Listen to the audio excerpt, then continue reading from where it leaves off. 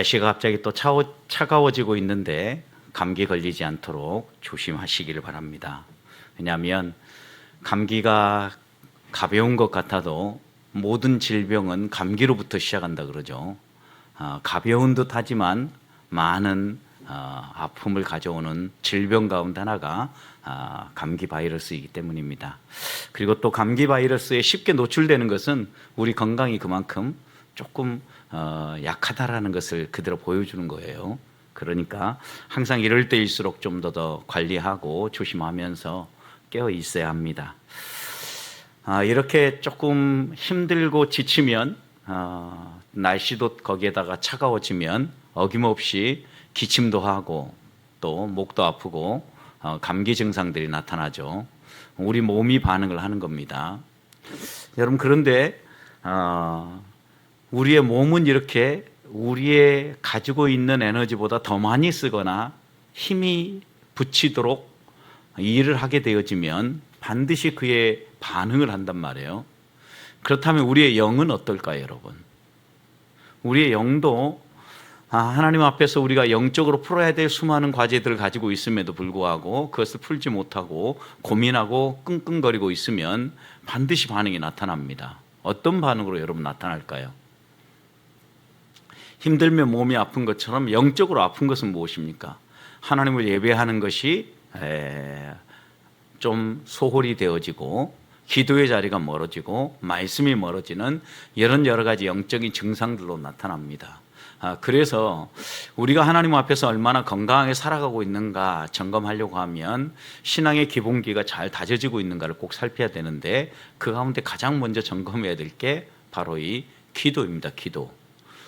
그래서 기도를 영적인 호흡이라고도 하는데 우리도 한번 생각해 보십시오. 힘들고 어려운 일들 만나고 거기에다가 우리의 마음까지 힘들고 우리의 영까지 힘들면 제일 먼저 생각나는 게 무엇입니까? 기도여야 된다는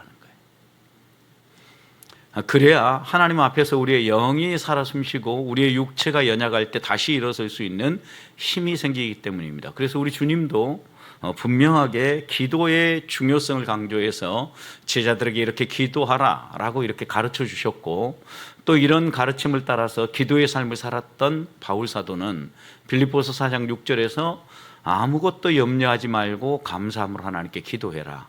여러분, 그러니까 우리에게 염려거리가 생기거나 마음의 불편함이 생기면 기도가 절로 나온다라는 거죠. 그럴 때 염려하지 말고 염려할 그 마음을 내려놓고 대신 하나님 앞에 나아가 기도하라는 겁니다.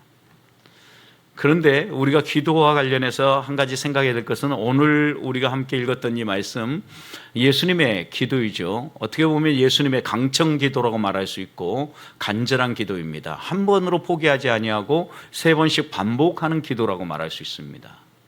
여러분, 그런데 이 예수님의 기도를 통하여서 우리가 반드시 먼저 생각해야 될 것은 기도는 내가 원하는 것을 얻어내는 수단이 아니라는 겁니다. 기도는 내가 필요로 하고 내가 생각하고 내가 계획한 것을 하나님께 전달해서 얻어내는 것이 아니라 기도는 하나님과 나와 역동적인 관계, 친밀한 관계를 추구하기 위해서 하나님이 우리에게 주신 선물이라는 겁니다. 그러니까 기도하면 기도할수록 하나님과의 관계가 깊어지고 우리 영이 살아 숨쉬고 하나님과 더 역동적인 관계에 들어가는 것이 기도입니다. 그래서 기도의 비밀을 아는 사람은 바로 이런 행복을 누리며 살아가는 사람입니다. 하나님께서 항상 우리에게 원하는 것들이 있다라고 성경 곳곳에 이야기하는데 그 가운데 빠지지 않는 것이 또 하나 기도죠. 쉬지 말고 기도해라, 범사에 감사해라, 항상 기뻐해라. 이게 하나님의 뜻이다 이렇게 얘기하는 말씀을 보면 성경의 여러 곳에서 기도를 하나님이 원하신다. 하나님은 가까이 하는 자를 좋아하신다. 무엇으로 가까이 합니까? 그의 삶으로도 가까이 하지만 기도하며 하나님 앞에 나와서 가까이 한다. 여러분, 이런 여러 가지 모습들을 볼 때 하나님의 뜻은 우리가 하나님을 가까이 하고 쉬지 않고 기도하는 것이에요. 그런데 예수님이 지금 오늘 이 마태복음 26장에서는 특별한 기도를 하기 위해서 올라가시죠. 모든 제자들을 다 데리고 올라간 것이 아니라 그 제자들 가운데 3사람을 선택했습니다. 베드로, 야고보, 요한. 야고보와 요한은 세베대의 2 아들이죠. 이게 세 사람을 데리고 올라가셨는데 예수님께서 사역을 하실 때 공생의 사역 가운데 아주 중요하고 또 비밀스러운 귀한 사역을 할 때마다 따로 이렇게 코어 그룹을 형성해서 데리고 올라가셨어요. 그러니까 이 세 사람만 데리고 올라갔다라는 것은 겟셋만에 올라가서 특별히 하실 말씀이 있었다는 얘기죠. 겟셋만에 올라가서 예수님께서 기도하는데 37절 이렇게 소개하죠. 고민하고 슬퍼했다. 그리고 38절 내 마음이 매우 고민하여 죽게 되었다. 약간 이상하지 않습니까, 여러분? 예수님이 이런 표현을 한다는 것 자체가, 예수님은 하나님의 아들로서 이 땅에 인간의 몸을 입고 오셨습니다. 그런데 그분이 고민하고 슬퍼하고 야, 나 지금 죽을 지경이다, 이렇게 이야기하고 있다는 겁니다.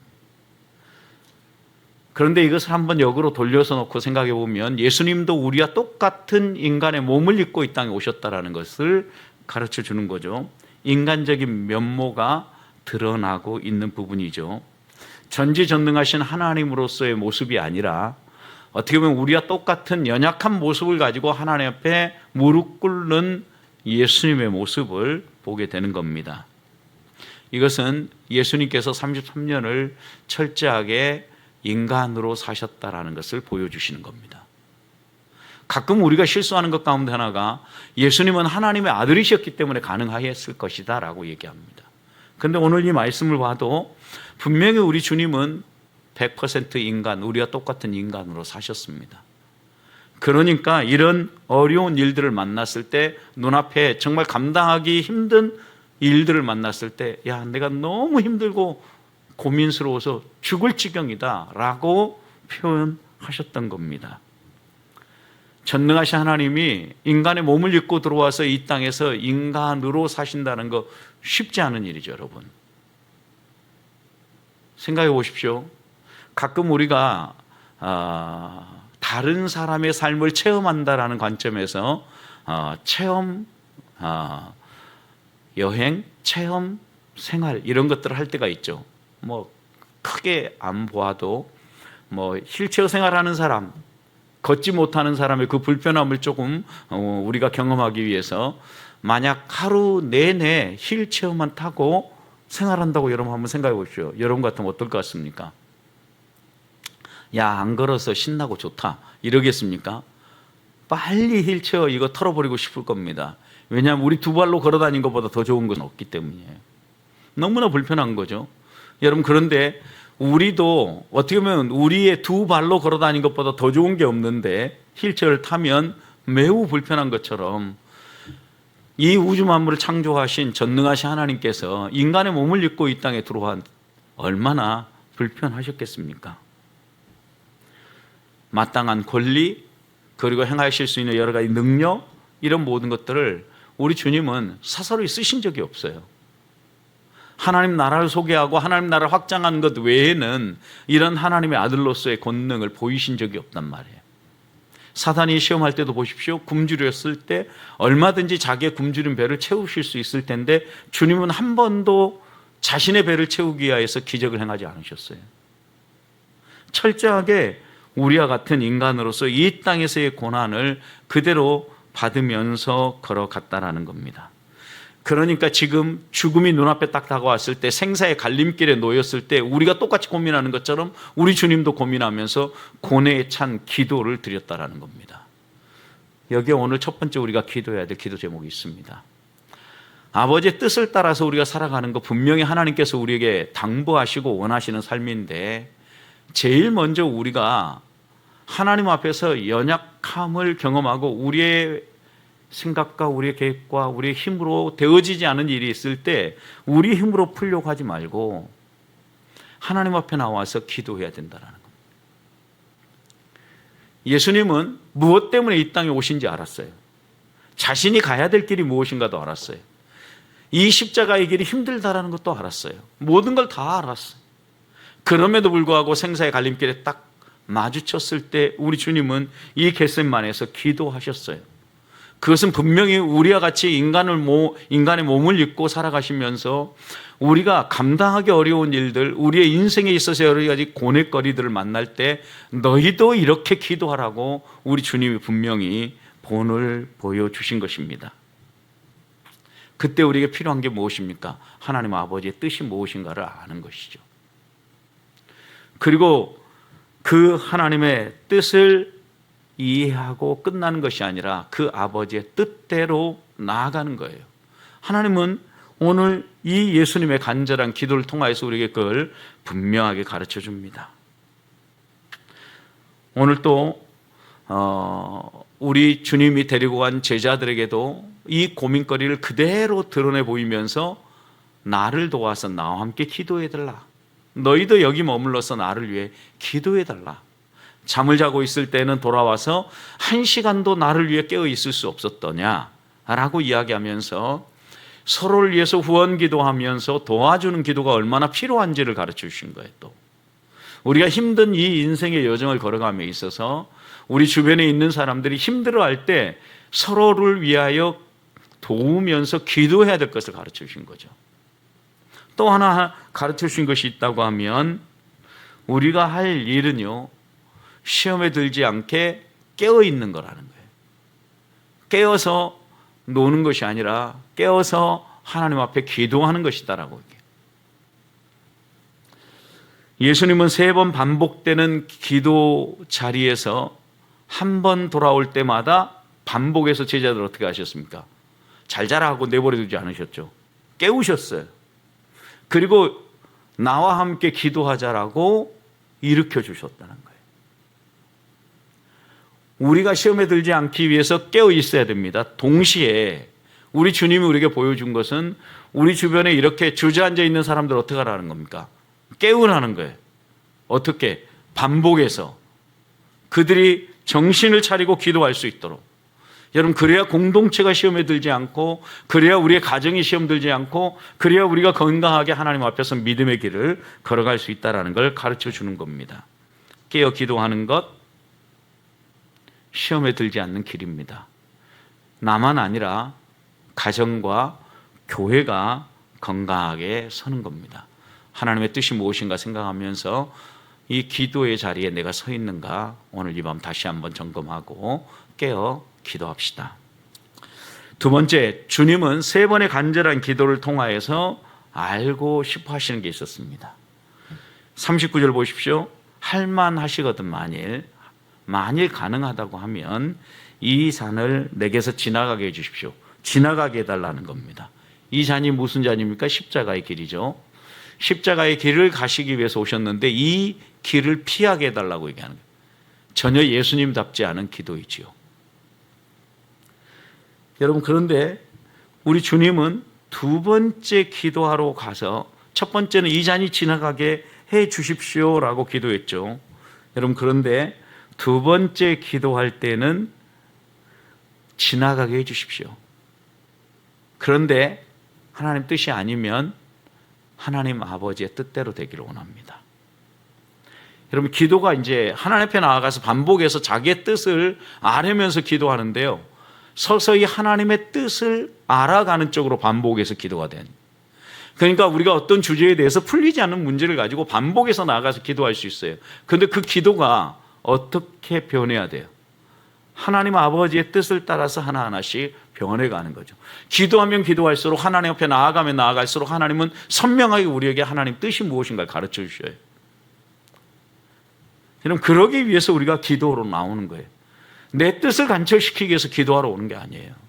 하나님 앞에서 나와서 반복해서 내가 이번에도 기도했고 지난주에도 기도한 걸 이번 주에 또 기도했더니 하나님이 또 깨닫게 해주신 거예요. 한 주 한 주 하루하루 깨달아서 기도할 때마다 하나님 아버지의 뜻에 더 가까이 나아가는 거죠. 결국은 어떻게 됩니까? 나의 원대로 마시고 아버지의 뜻대로 되기를 원합니다. 3번째 같은 말씀으로 기도하신 후에는 함께 가자라고 얘기하지 않습니까? 여러분, 그럼 이 3번의 반복의 기도를 통하여 우리들이 우리의 마음에 새겨야 될 게 무엇입니까? 우리도 하나님 앞에서 반복적으로 기도할 때 꼭 확인해야 될 게 무엇입니까? 하나님의 뜻이 분명해질까지 반복해서 기도하자라는 거예요. 예수님은 하나님의 뜻이 분명하게 자기의 마음속에 이해되어지고 새겨지고 깨달아질 때까지 반복해서 기도했다라는 거예요. 깨닫는 데서가 문제가 아니에요. 또 하나는 우리 주님은 이 길을 가야 된다는 걸 알고 계셨죠. 근데 피하고 싶었습니다. 다른 방법은 없겠는가를 분명히 찾으신 거예요. 그런데 하나님 앞에 나가서 다른 방법이 없습니까? 라고 기도할 때 하나님은 다른 방법이 없다라는 걸 분명히 얘기해 주셨어요. 하나님의 뜻을 완벽하게 이해할 때까지 기도했다라고 생각할 수 있어요. 그러면 우리를 또 하나님 앞에 나와서 기도할 때 하나님의 뜻이 깨달아지지 않으면 어떻게 해야 돼요? 반복해서 기도해야 되는 거예요. 때로는 하나님이 끝까지 침묵하실 수도 있어요. 욥처럼. 그러나 그것 때문에 낙심하거나 포기하지 말고 하나님 앞에 끝까지 나아가서 기도하자라는 거예요. 응답될 때까지. 하나님의 뜻이 선명하게 드러날 때까지. 포기하지 말고 기도하자. 마지막입니다. 예수님은 이렇게 기도를 마무리하시고 하나님 아버지의 뜻이 무엇인가 선명하게 드러났을 때 자신의 사명 십자가를 향하여 나아가셨다는 45절 보십시오. 제자들에게 오사 이르되 이제는 자고 쉬라. 더 이상 깨우지 않으셨어요. 이제는 자고 쉬어라. 그리고 난 다음에 46절에서는 뭐라고 얘기합니까? 일어나라. 이제는 가자. 어디로 가자는 겁니까? 십자가로 가자는 거죠. 기도하는 사람의 모습이 이루어야 된다는 거죠. 문제가 풀리지 않고 하나님 아버지의 뜻이 선명하지 않을 때는요, 부르짖어 간절히 어떻게 해요? 흘리는 땀방울이 핏방울이 되듯이 정말 간절하게 내 모세혈관의 모든 혈관들이 터지도록 간절하게 기도하는 거예요. 그러나 하나님의 뜻이 분명하게 깨달아졌으면 자리를 훌훌 털고 일어나서 뒤도 돌아보지 않고 부르심을 향하여 나아가는 거예요. 손에 전기를 들고 뒤를 돌아보지 않는 거예요. 왜요? 뒤를 돌아보는 것은 하나님께 합당하지 않기 때문입니다. 기도하면 이엠 바운즈 목사님을 빼놓고 이야기할 수 없어요. 기도의 능력이라는 책을 쓰시면서 이렇게 얘기했어요. 오늘날 교회에 필요로 하는 것은 더 많은 기계나 새로운 조직이나 기발한 방법이 아니라 그랬어요. 교회가 더 많은 새로운 것들을 장착하려고 하고 새로운 조직을 형성하려고 하고 기발한 방법을 동원해서 부흥을 이뤄보고 교회를 쇄신시켜보고자 합니다. 그러나 이 이엠 바운즈 목사님은 이렇게 얘기했습니다. 성령이 쓰실 수 있는 사람, 기도의 사람이 필요하다. 성령이 쓰실 수 있는 사람, 기도의 사람을 하나님은 찾으신다라는 겁니다. 하나님이 찾으시는 사람, 하나님이 쓰시는 사람은 어떤 능력 있는 사람이 아니라 기도에 올인한 사람입니다. 기도에 능한 사람입니다. 성령은 우리가 얼마나 지혜롭게 계획을 세우고 얼마나 원대한 꿈을 꾸느냐에 그 계획에다가 기름을 붓지 않아요. 성령의 기름을 붓고 힘을 주시는 대상은 누굽니까? 사람이에요, 사람. 하나님을 의지하고 하나님께 매달리고 하나님을 붙잡고 있는 그 기도의 사람에게 기름을 부어주신다는 말씀입니다. 우리 주님에게도 기름 부으심이 있으셨기에 세 번째 간절히 기도할 수 있었고 이 기름 부으심을 힘입어서 십자가를 향하여 나아갈 수 있었던 겁니다. 그래서 오늘 우리가 세 번째 우리의 마음속에 새겨야 될 것이 있다고 하면 하나님의 뜻이 분명히 깨달아졌다고 하면 이제는 일어나서 나가야 합니다. 그런데 나아가기 전에 반드시 구할 게 있습니다. 기름 부으심입니다. 오늘 이 밤에도 그래서 우리가 하나님 앞에서 간절히 하나님의 뜻을 찾고자 기도해야 됩니다. 그 뜻이 선명해질 때까지 깨달아졌다고 하면 그 다음 우리의 기도의 제목은 기름 부으심입니다. 하나님은 하나님을 온전히 신뢰한 사람, 하나님께 매달리는 사람, 기도에 능한 사람에게 기름을 부어주십니다. 그 기름 부으심이 하나님의 뜻을 행할 힘을 주고 하나님의 뜻을 따라 살아갈 용기를 준다는 겁니다. 기름 부으심을 받고 하나님의 은혜를 덧입기 위해서 이 밤 기도하십시다. 그리고 그렇게 기도함으로 이 험한 세상 가운데서 하나님의 사람답게 살아가는 주의 자녀들이 되시기를 주님의 이름으로 축복합니다.